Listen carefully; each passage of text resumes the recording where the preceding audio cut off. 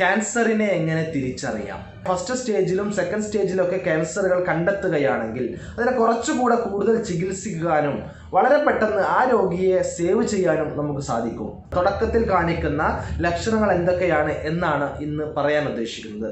ഇത്തരത്തിലുള്ള ഈ പറഞ്ഞ 10 ലക്ഷണങ്ങളിൽ ഏതെങ്കിലും ലക്ഷണങ്ങൾ ഉണ്ടോ, അത് ഇനി ക്യാൻസർ ആണോ അല്ലയോ എന്ന് നിർബന്ധമായും നമ്മൾ കൺഫേം ചെയ്യണം.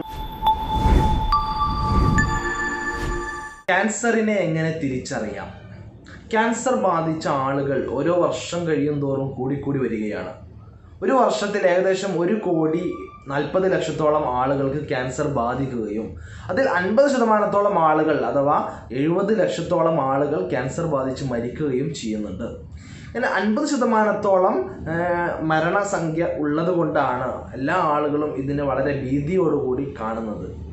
എന്തുകൊണ്ടാണ് ക്യാൻസർ ഇത്രയധികം മരണസംഖ്യ കൂടുന്നത് എന്ന് ചോദിച്ചാൽ, ഭൂരിഭാഗം ക്യാൻസർ കേസുകളിലും രോഗികളിലും 3rd സ്റ്റേജ് അല്ലെങ്കിൽ 4th സ്റ്റേജ് ആയിട്ടുള്ള ക്യാൻസറുകളാണ് കണ്ടെത്താൻ കഴിയുന്നത് എന്നുള്ളതാണ്.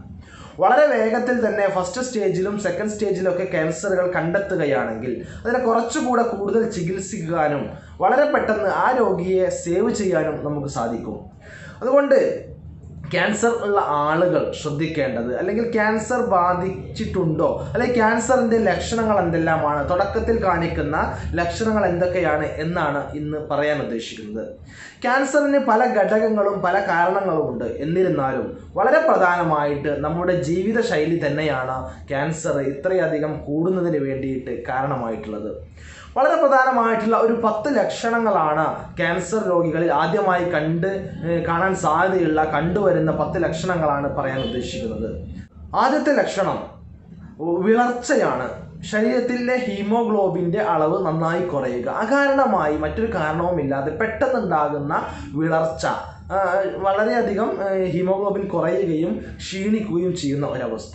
രണ്ടാമത്തെ കാര്യം ശ്വാസതടസ്സം, അല്ലെങ്കിൽ ശ്വാസോച്ഛ്വാസത്തിലുണ്ടാകുന്ന ബുദ്ധിമുട്ട്, ദീർഘമായി നിലനിൽക്കുന്ന ചുമയും ആ ചുമച്ച് കഫം വരുമ്പോൾ കഫത്തിൽ രക്തത്തിൻ്റെ സാന്നിധ്യം കാണപ്പെടുക. ഇത് എല്ലാം ഈ ഒരു ക്യാൻസറിൻ്റെ ലക്ഷണമാവാൻ സാധ്യതയുണ്ട്. അതുകൊണ്ട് ഡോക്ടറെ കാണിക്കുകയും തുടർ നടപടികൾ സ്വീകരിക്കുകയും ആവശ്യമാണ്. അതുപോലെ മറ്റൊരു പ്രധാനമായിട്ടുള്ള കാര്യം എന്ന് പറയുന്നത് അകാരണമായിക്കൊണ്ട് വളരെ പെട്ടെന്ന് തടി കുറയുക.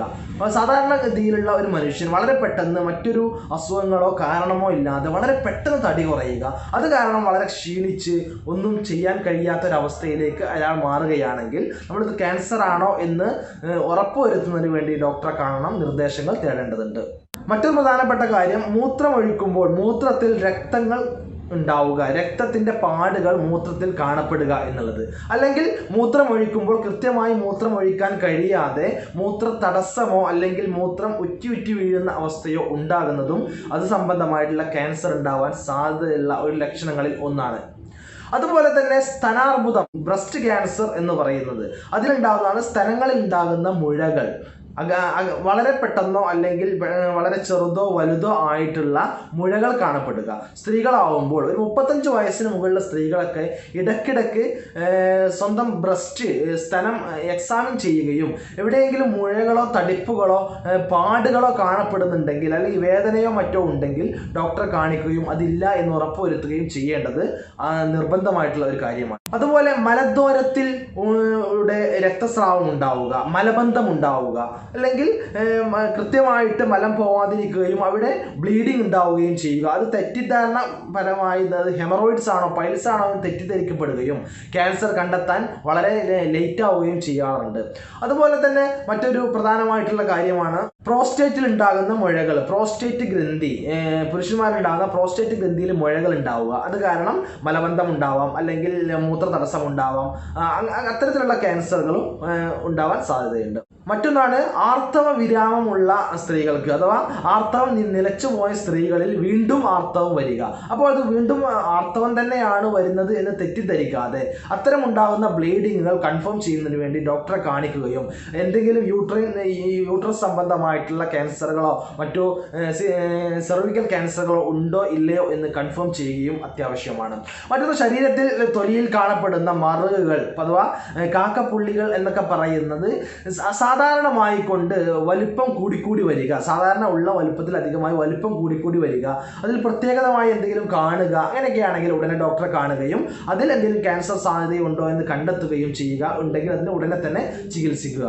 മറ്റൊരു പ്രധാനപ്പെട്ട കാരണമാണ് നമ്മുടെ വായ്ക്കകത്ത് മൗത്തിൽ അകാരണമായിട്ടുള്ള മറ്റെന്തെങ്കിലും ചെറിയ ചെറിയ പാടുകൾ ഉണ്ടാവുക, അല്ലെങ്കിൽ മാറാതെ നിൽക്കുന്ന 3 ആഴ്ചയോ 4 ആഴ്ചയോ മാറാതെ നിൽക്കുന്ന ചെറിയ ചെറിയ മുറിവുകൾ ഉണ്ടാവുക, കളർ മാറ്റം ഉണ്ടാവുക, വായ്ക്കകത്തോ തൊണ്ടയിലൊക്കെ കളർ മാറ്റം ഉണ്ടാവുക, അല്ലെങ്കിൽ തൊണ്ടവേദന ഉണ്ടാവുക, അല്ലെങ്കിൽ തൊണ്ടയിൽ നിന്ന് ശബ്ദത്തിനുള്ള ഇടർച്ച, അല്ലെങ്കിൽ ശബ്ദം വളരെ മാറി മാറി വരിക, ഇതെല്ലാം വായു സംബന്ധമായ ക്യാൻസറുകളുടെ ഒരു ലക്ഷണമായെന്ന് വരാം. അതെല്ലാം ഡോക്ടറെ കാണുകയും ഉറപ്പുവരുത്തുകയും ഇത്തരത്തിലുള്ള ഈ പറഞ്ഞ 10 ലക്ഷണങ്ങളിൽ ഏതെങ്കിലും ലക്ഷണങ്ങൾ ഉണ്ടോ, അത് ഇനി ക്യാൻസർ ആണോ അല്ലയോ എന്ന് നിർബന്ധമായും നമ്മൾ കൺഫേം ചെയ്യണം. ഡോക്ടറെ കാണണം, ഡോക്ടറെ കണ്ട് തന്നെ കൺഫേം ചെയ്യുക.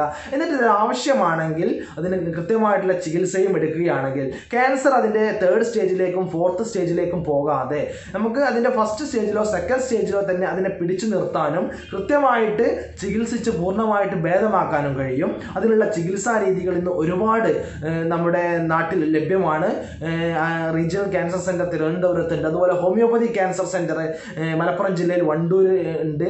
അതുപോലെ അങ്ങനെ പലതരത്തിലുള്ള ക്യാൻസർ സംബന്ധമായ ചികിത്സകൾ ഇന്ന് ലോകത്ത് ലഭ്യമാണ്. ഈ വീഡിയോ ഉപകാരപ്രദമായി എന്ന് തോന്നുകയാണെങ്കിൽ ഇത് നിങ്ങളുടെ ബന്ധുക്കൾക്കും കൂട്ടുകാർക്കും മറ്റു എല്ലാ ആളുകൾക്കും ഷെയർ ചെയ്യുക.